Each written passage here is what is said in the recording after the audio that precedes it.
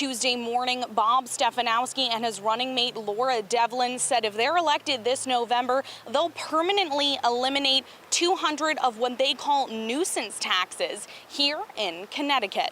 On my first day as governor, when Laura and I walk into this building, we're going to instruct the Commissioner of Revenue Services to simply stop collecting the bottom 200 taxes. He's talking about a Yankee Institute study claiming there are over 340 taxes in the state of Connecticut. Stefanowski says the 200 smallest of those deliver less than 0.25% of the total revenue, just about $50 million.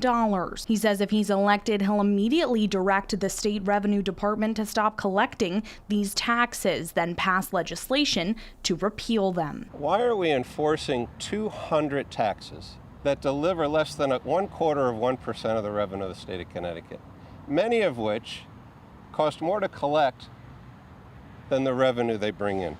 But state Democrats call this idea silly. Hearing Bob Stefanowski talk about affordability for working families or for the middle class is like hearing Donald Trump campaign on modesty and kindness. Bronin calls this plan nickels and dimes compared to the approximately $600 million in tax cuts Governor Lamont and state Democrats approved earlier this year. Bob Stefanowski is having trouble finding his footing and having trouble coming up with serious proposals. You can't build a gubernatorial campaign on the idea of a tax cut when the governor just enacted a tax cut 13 times bigger. Now, Mayor Bronin says it is worth taking a look at these 200 taxes, but says the bigger point is Stefanowski hasn't found his message yet. Stefanowski says while these taxes aren't a lot of money, they do add up to administrative burden, making it difficult in Connecticut for businesses and residents. At the Capitol, Emma Wolforst, Fox 61 News.